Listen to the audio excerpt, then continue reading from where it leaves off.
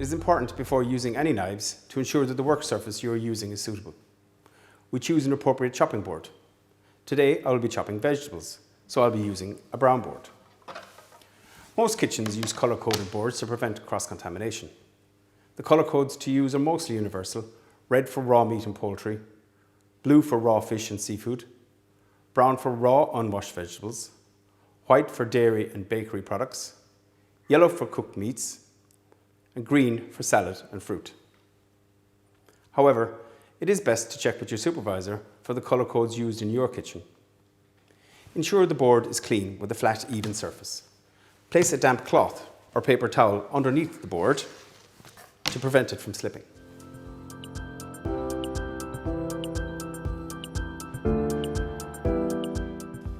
To begin, let's look at the variety of knives and why they are designed the way they are.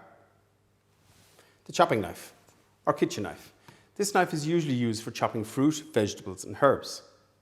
It has a large triangle-shaped blade that allows for directing the size of the cut, with the hand securing the product you're chopping.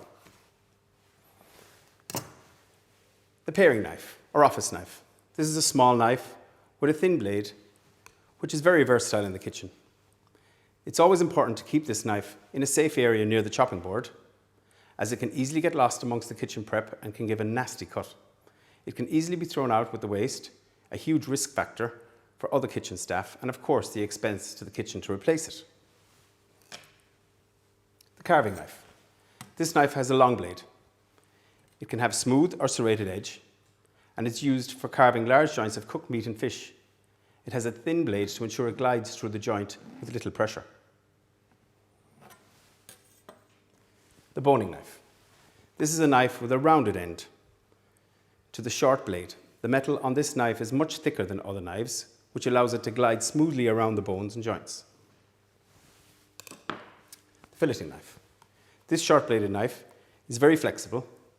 It has a pointed top and allows the user to keep the blade as close as possible to the fish, running along the bones of the fish without damaging the delicate flesh of the fish.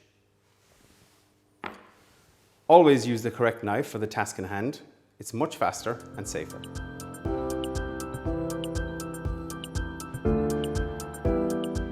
It is very important to store your knives correctly and always keep them clean and sharp. Use a steel or sharpening stone or a knife sharpener to keep your knives sharp. When using a steel, always sharpen your blade with the edge away from you and others. When using a whetstone, either dry or oiled, angle the blade away from you and run the blade in one direction at the same angle. The less of the gradient on the angle of the knife, the sharper your blade will be. Repeat on the other side of the blade. To use a knife sharpener, simply press down on the sharpener with the knife and pull the blade towards you. For storage, you can use a knife roll like this.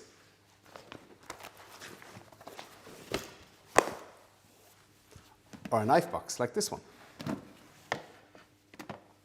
If you're using a knife box, ensure you don't overload it, as it will be dangerous trying to retrieve the small paring knife from the bottom of an overfilled knife box.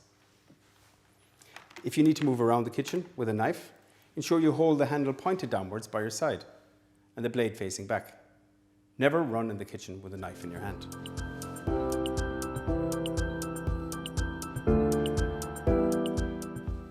The chopping knife comes in a variety of sizes, designed for different tasks.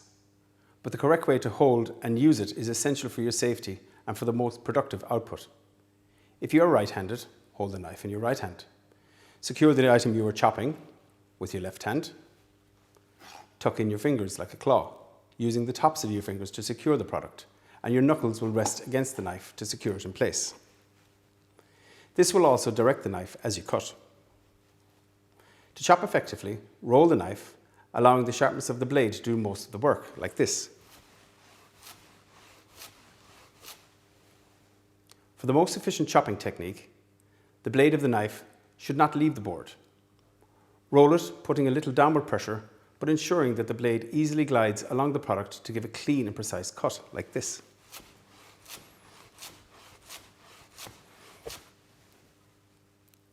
Repeat the rolling action without lifting the knife from the board. To begin with, take your time and ensure the technique is perfected. Confidence and speed will come in time.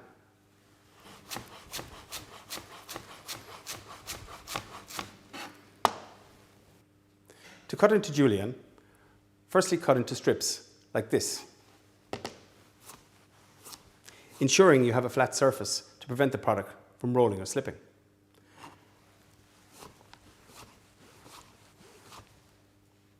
After cutting into strips, stack 5 or 6 on top of each other, like this, and repeat the rolling action, cutting to the required size.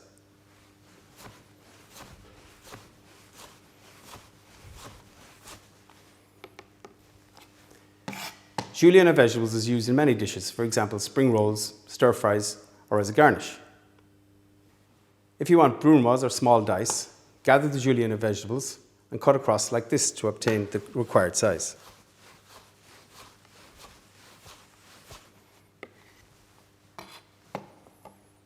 Brunoise is popular for garnish in soups and sauces and dressings and can also be used for garnishing or finishing a dish. For large dice and roughly chopped vegetables for soups, chop the vegetables like this.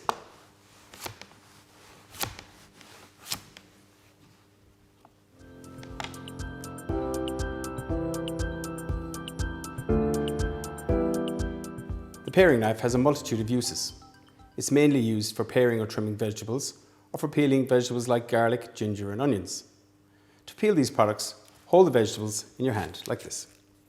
Using the sharp side of the knife, carefully peel away the skin like this.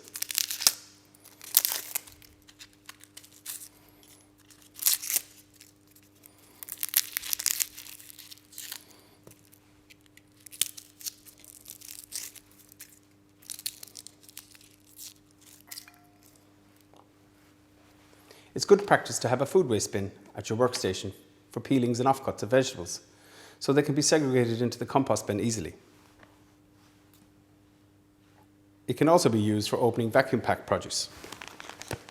Ensure when opening these items, you cut the bag away from your body like this. It is also good practice to open the top of the bag so the juices do not spill.